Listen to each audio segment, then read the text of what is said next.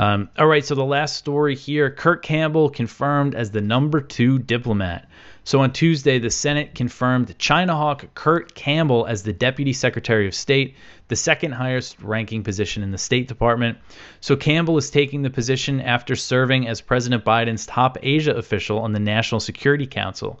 He also worked in the Obama administration's State Department from 2009 to 2013, and he oversaw a policy known as the Asia Pivot, which began the U.S. military buildup in the region that we're seeing really accelerate today, really accelerated under Trump, accelerating even more under Biden. This is all explicitly to prepare for a future war with China. So just to show what a China hawk this guy is, back in 2021, Campbell said that when it came to China, the period of engagement has come to an end and that the relationship will now be defined by competition. And since then, tensions have really increased between the U.S. and China. The rhetoric has kind of toned down recently. I don't know if you remember in 2021, the first year of the Biden administration, they were saying crazy things about China, and 2022 as well. Biden was saying that they're in a competition to win the 21st century. And of course, Biden declared that he would defend Taiwan. He said that 4 times. The first 3 times, the White House kind of walked it back, but not the 4th time. And the 4th time, this guy Campbell came out. He was asked about it, and he said, we'll let Biden's comments speak for themselves, was how he put it. So I have a feeling he's the one that kind of engineered that because, National Security Council being the top Asia guy, it's a pretty influential position.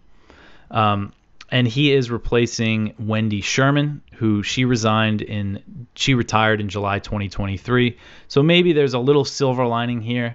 Victoria Nuland, the notorious, Russia hawk who's credited with orchestrating the coup in Ukraine in 2014, she has been filling in as the acting Deputy Secretary of State.